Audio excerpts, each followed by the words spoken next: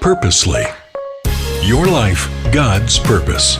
Listen at purposely.com.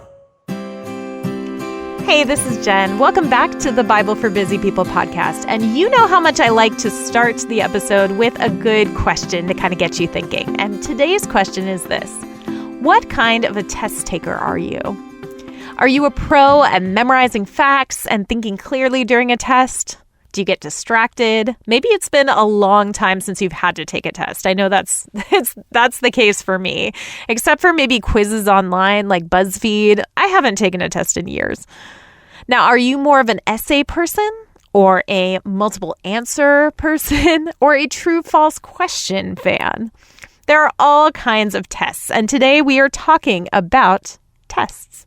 We've been talking about the Lord's Prayer and how when you break down each line by line, there's actually a lot to uncover there.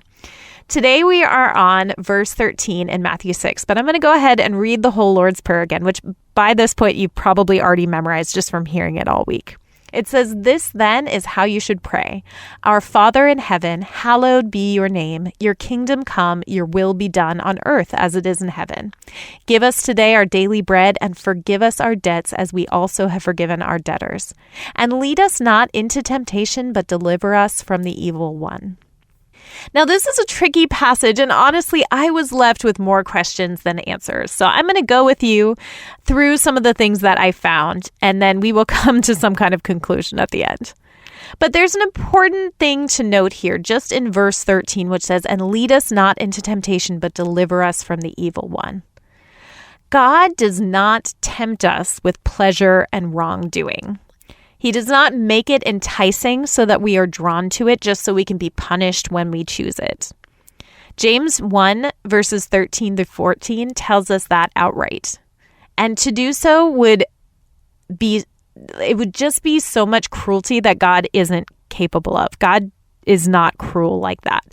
It's not something I would do to my kids. I wouldn't tell them not to eat a cookie before dinner and then wave a cookie around their face and eat it in front of them and tell them how good it is and tease them about how much they want one and then punish them for it when they eat one too. There's a verse in Ephesians 6 that says, "Parents, do not exasperate your children." And I want to remind you that God is a good parent. God does not tempt us with evil things just so he can punish us later. The Greek word used here that is translated as temptation, which hopefully I don't butcher this too much, but the word is perismon. It means testing, temptation, or even calamity or affliction. So it could mean a number of different things. And that's kind of where I got stuck here, knowing that God does not draw us into temptation, but also the wording here is a little tricky for me. As we see in James, the testing of your faith produces perseverance. So we don't necessarily want to avoid testing outright. We know that God tests our faith to refine it. We saw that even the other day when we were talking about how the Lord tested the Israelites with manna to see if they would follow his directions. 1 Peter also promises that we will suffer trials, but they happen to refine our faith and prove it genuine. God gives us opportunities to train us so we can tackle whatever we face next for our benefit so that our faith can be refined.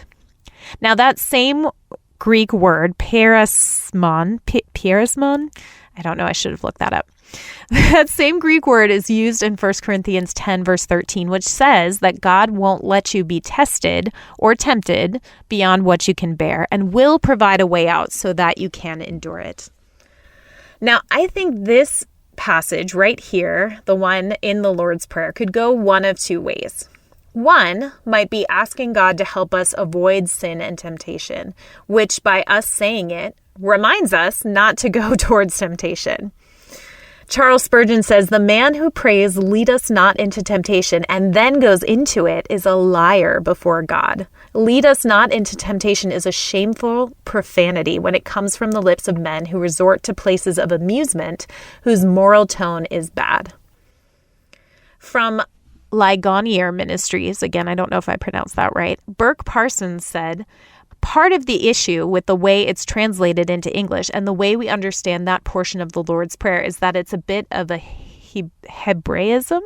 It's a way of speaking. It's a manner of getting a point across to say, when we are tempted, Lord, lead us away from it. Get us out of it. Help us to flee it. So again, that could be the way that Jesus meant it here.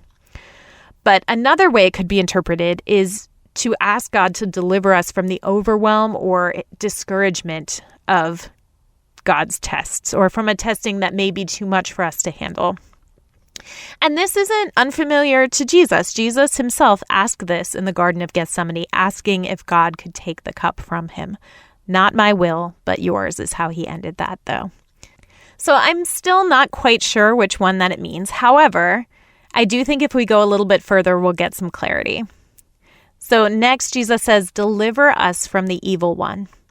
Now, most accept the evil one to be the devil, who is also called in the scriptures Satan, or the accuser, or the father of lies. Ellicott's commentary puts it this way: the prayer against temptation would not have been complete without reference to the tempter whose presence was felt in it. We may lawfully pray to be spared the trial. If it comes, there is yet room for the prayer, deliver us from the power of him who is our enemy and thine. Finally, there's a subscript here in Matthew chapter 6, which says, at the end, it says, and lead us not into temptation, but deliver us from the evil one. Some late manuscripts say, for yours is the kingdom and the power and the glory forever. Amen. But most biblical scholars believe this verse was added later by a scribe because it's not in the original Greek or Latin texts. So we'll keep that in mind as we keep going forward. But anyway, all that to say, I think whatever we can gather, it's this. There is a spiritual battle going on that we can't see. And God is actively involved in it, both to help us refine our faith and to help us resist the enemy, whom James says in his book, will flee from us when we do resist the enemy. How are you staying active in the spiritual battle today? How are you actively praying for God's support and strength in the spiritual battle? Those are the questions I have for you this weekend. Let's chat again next week on a new topic on the Bible for Busy People. Thank you for listening to The Bible for Busy People. If you need prayer or want to go deeper in your faith, visit our show notes. Will you take a moment to share with a friend and leave a review? It helps the Bible get into even more people's minds and hearts. Find more podcasts that will recharge you at purposely.com.